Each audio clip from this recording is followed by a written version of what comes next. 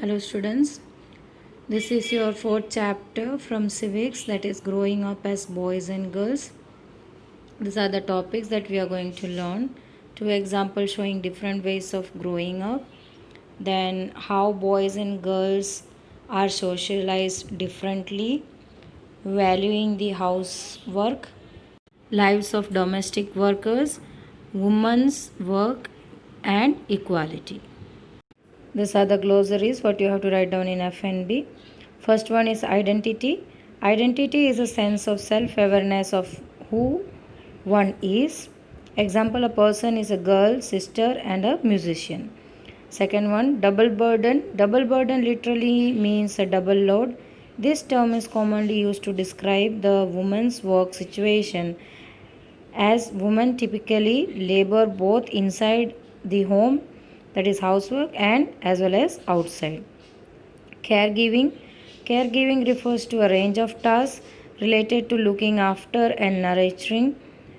Besides physical tasks, they also involve a strong emotional aspects. Next is devalued. When some persons are not given due recognition for a task or job they have done, they feel devalued or are considered person with less value. Next is domestic help. Domestic help is either a woman, a girl, or a male who works in a household on paid remuneration, whether on daily rate or monthly rate. Let's start our fourth chapter, that is growing up as boys and girls. Being a boy or a girl is an important part of one's identity. The society we grow up in teaches us what kind of behavior is acceptable for girls and boys, what boys and girls can do, cannot do. We often grow up thinking that these things are exactly the same everywhere, but do all societies look at boys and girls in the same way? We will try and answer this question in this chapter. We will also look at how the different roles assigned to boys and girls prepare them for their future roles as men and women. We will learn that most society value men and women differently. The roles women play and the work they do are usually valued less than the role men play and the work they do. This chapter will also examine how inequalities between men and women emerge in the area of work. So overall stuff we are going to discuss about the work done by the men and the women, how they are different with each other and why they are supposed to do that kind of work, why a particular work is made for only the woman and the outside work, mainly the indoor works like household works are meant for the women and the outside works are or outdoor works are mainly made for the men. How they got differentiate, whether it is influenced or whether they have learned this from the childhood, how they are differentiated by the things in the surrounding, that we are going to learn over here. And the work which is done by the woman, it is less valued compared to the work done by the men, because men earns whatever work he does, so it is more valued, and woman whatever work she is doing, she is not earning much, so her work is less valued. So in detail we will learn in this chapter. Growing up in Samoa in the 1920s, so here one of the example is given to understand the topics in better way. The Samoa Islands are part of large group of a small island in the southern part of Pacific Ocean. In 1920s, according to the research reports on Samoa society, children did not go to school. They learnt many things such as how to take care of children or do household work from older children and from adults. Fishing was a very important activity on the islands. Young people therefore learned to undertake long fishing expedition, but they learned these things at different points in their childhood. As soon as baby could walk, their mothers or the other adults no longer looked after them. Older children, often as young as 5-year-old, took over the responsibility Both boys and girls look after their younger siblings, but by the time a boy was about 9 years old, he joined the older boys in learning outdoor jobs like fishing and planting coconuts. Girls had to continue looking after small children or to run for the adults till they were teenager. But once they become teenager, they had much more freedom. After the age of 14 or so, girls also went to fishing trips, worked in the plantation, learned how to weave baskets. Cooking was done in special cooking houses where boys were supposed to do most of the work while girls helped with the preparation. So here one of the example to understand the work done by the both boys and women is discussed over here, and this is about the Samoa Island, a small island of southern part of Pacific Ocean. So we are talking about the 1920s. So in 1920s, according to the research of Samoa Society, children were not going to the schools, but they were learning the other things like taking care of the children, doing household work, then learning fishing, and even they are working in the plantation work, like planting. What they are planting coconuts. So these are the work that is being done by both boys and girls. So here, as soon as a baby could walk, so their mother used to give away that baby to the adults to look after. So mothers are not taking care because mothers are going for the other work. So who is taking care of the younger one or younger siblings? The eldest one or the adult one in the house. So older than children, often these are as young as 5-year-old. They take responsibility from the age of 5. From there itself they start taking away the responsibility of their younger ones. So both boys and girls are looking after the younger siblings. That is not only meant for boys or not for the girls. Both the gender are looking after their younger siblings as soon as they are turning 5. But by the time what happens, when the boy is about the age of 9-year-old, he joins a group of older boys. Now why he is joining the older boys group? To learn the different jobs like learning fishing, then even they engage with the planting coconuts. Now during this time, girls, when they reach up to the age of 9, still they have to look after the small children till they are not reaching up to the age of teenage. So till that they have to take care of their younger siblings. But once they become teenager, the boy or the girl who are looking after the younger siblings, they are now free. Now free for what? Free as soon as they become 14. So these boys are already going for fishing and plantation at the age of 9, but when the girl reach up to by 14, when they are in teenage, they also learn fishing. They also join the group of fishing and they move to the faraway places, and even they are working in the plantation. Even they learn the to weave the basket.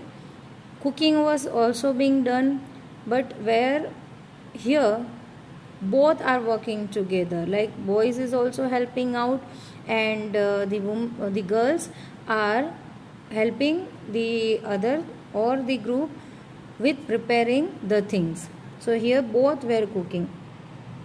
But if we compare the current situation with the Samoa Island, what do you feel? See the right hand side question. In what ways do experience of Samoa children and teenagers differ from your own experience of growing up? Is there anything in this experience that you wish was a part of your growing up? So here, as I said, according to the current scenario or current life, do you feel the same what the Samoa children are doing? You can compare it with your life. Are you doing the same thing? No. You are going to school. You are not taking care of the younger sibling. Yes, for a while you are taking care when you are at home or mother went outside or thing, but anyhow you are not taking care of the younger siblings till the teenage. That is not being done by as soon as you are at reaching at the age of 5. You are not taking that much responsibility which has been taken by the some of our children. So that is completely different. And learning fishing, then planting coconut, this is also not the activity what you are doing, because rather than that, you what kind of activity you are engaged with?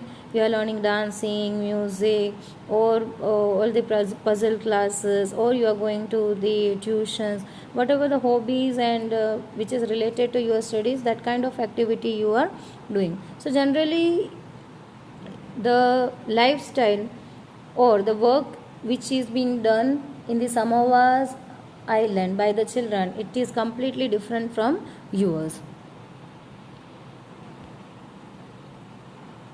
Growing up male in Madhya Pradesh in 1960s, another set of example here it is given. The following is adapted from an account of experience of being in a small town in Madhya Pradesh in the 1960s. So from class 6th onward, boys and girls went to separate schools. The girls' school was designed very differently from boys' school.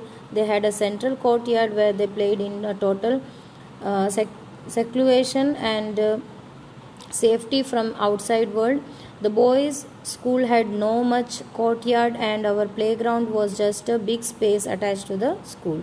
Every evening, once school was over, the boys watched as hundreds of schoolgirls crowded the narrow street. As the girls walked to the street, they looked so purposeful. This was unlike the boys who used to street as place to stand around idling, to play, to try out tricks with their bicycles. For the girls, street was simply a place to get straight home. The girls always went in group, perhaps because they also carried fears of being teased or attacked. After reading two examples above, we realize that there are many differences ways of growing up. Often we think that there is only one way in which children grow up. This is because we are most familiar with our own experiences. We talk to elders in our family, we will see that their childhood were probably very different from ours. We also realize that the society make clear distinction between boys and girls. This begins from the very young age. We are, for example, given different toys to play with. Boys are usually given cars to play with and girls dolls. Both toys can be lot of fun to play with. Why are the girls then given dolls and boys the car? Toys become a way of telling children that they will have different futures when they become men and women. If we think about it, this differences is created in the smallest and most everyday thing: how girls must dress, what games boys should play, and how girls need to talk softly or boys need to be tough. All these are ways of telling children that they have specific roles to play when they grow up to be a man and woman. Later in the life, they affect the subject we can study or career we can choose. In most society, including our own, the roles men and women play or the work they do are not valued equally. Men and women do not have the same status. Let us look at these differences exists in the work done by men and women. So before that, so what we have learned, so it is another case of Madhya Pradesh of 1960s. So here from class 6 onwards, the boys and girls school are getting separated. So girls are seeking education from the separate school and boys are going to another school. So as they are growing up, they are not studying together, or you can say they are not in quiet school. Quiet means like your school you are having both boys and girls are sitting together and seeking education, but this is not in the case of Madhya Pradesh. Here they learn in separate schools. So generally to play for girls, the play area for the girls is a courtyard surrounded by walls, so they are not allowed to move out from that courtyard. They have to play over there itself, but boys can move around, and they can play whatever they want to play. So generally it is that is being restricted for the women, for girls. In that particular courtyard they can play. The boys should had no such courtyard. As I said, they can play in the ground openly, whatever space the school has given. In the evening, after departure from the school, the street is being used by both girls and boys. Here it is said, and for boys, this is the street is the area where they are playing tricks, playing games, and doing notorious thing in the street. Means that is a joyful path for them. For girls, it is a straight way to home. They are not allowed to stand on the street. They cannot hang on with their friends. Just they have to go directly to the home. So this street is again different for girls and boys. The space what is being used by both the gender. So for boys this is completely different, and for girls it is completely different. That is the only path, or simply they just have to rush to the house after the school. So why they don't used to stand in that particular street? Because they are again afraid that they would be teased by the boys or others, or even they could attacked by them. For that fear they usually don't stand over there. Generally it happens less. If you are standing in street, it is not like that every time you will get attacked or teased, but this fear in the mind of girls, it is being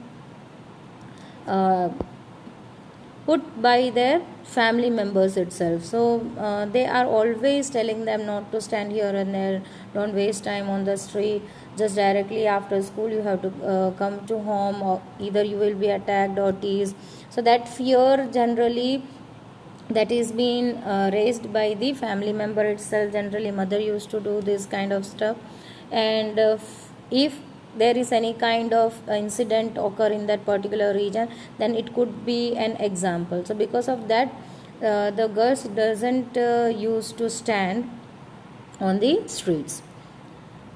So after reading out two of the examples, you may have understood the different ways of the gender growing up. Now often we think that why these children are growing up in a two different way, where the boys is getting complete freedom and the girls are restricted for many things. Now why it is happening or how it happened, that we are going to study. Now these things, the way how they are growing up, it is happening from the childhood itself. Now how they are getting the different activity or career choice, or even what they have to do in the society or in the family, or when they are going to school, in the surrounding, wherever, whatever activity is being done by both the gender, it is being specified from their family itself. So this thing is happening from the childhood itself. How when the boy or a girl took birth in any of the family, the differentiate starts from there itself. So how the families are differentiating, like color. So from the gender reveal, before the birth of the child only, there is a certain kind of ceremony. Right now it is popular in India also. So before birth only, they used to just look after the gender relief, like it is boy or a girl. So for boy, what is the sign? That is blue color, and for the girls the sign is more pink color. So this color was also specified for boys and girls. Usually boys never wears pink. If they are wearing it, then they are saying girly. And pink is most probably being used by the girls, and blue are always being used by the boys. So from the color itself, the color is also differentiating both the gender. At the childhood they used to play with number of toys, but when we used to choose a toy for a boy or a girl, directly we think a car, a aeroplane for a boy, and a doll or the kitchen utensils for the girls. So these things comes directly in our mind, and when we are giving them to the girls and boys, what they are learning, that they are understanding that is their future. So boys usually get a hope or a option like aeroplane, he can become a pilot, he can become a car racer, he is going to drive a car, so that, and even the gun. So this kind of dominated things or toys, it is being given to them. And the doll which is given to the girls, that she has to understand, she has to take the care of family, the utensil what is being presented to her, that she is going to cook in future. So from here only, with the toys also, they are making them understand that what they are going to do in the future. So as I said, from the childhood only, they are making understood that what they have to do and what they are not able to, not has to do, not able to know, not has to do. So specific role is being played by them, and that is being said to them by the family members, from the society members. If they are, if we are changing anything in this kind of activity, what happens, like if I set an example, the voice of the girls and boys can speak loudly, they can be harsh, they can be tough, but whereas girls has to always sound sweet, the voice should not be raising too much, they cannot laugh loudly. In many of the family members are restricting, don't laugh loudly. This kind of small things they are changing in the boys and girls. So this is the thing what they are using up to. Then crying, another thing what the boys are asked to, don't cry, because the men never cries, that is being said, because they are hard, they are tough. So tough boys are not crying, and they are not sensitive, they should not be emotional. So emotional part and sensitive part goes to the woman. They should cry, they are very kind, so they are crying. Generally we use a sentence that for a boy, that are you a girl to cry, it means the crying thing is for only meant for the girls. So this is the thing how it is being differentiated. So in most of the society, including our own, the roles of a man and woman are different, and even the work they do, that is also completely different. The heavy work, the hard work is being done by the woman. The outside work, outdoor work is generally done by the woman. The household work, taking care of family, children, looking after the younger siblings, cooking, cleaning, that stuff goes with the woman. So men and women are not having the same status in the society because of this kind of thinking. So let us look how it is different from the existing one, the current situation, the work done by the men and women. So this thing, the work done by the women and men, that we are going to cover in the next video, and the questions which we are seeing in blue left hand side, that also we will cover in next video. Till then, stay tuned and thank you.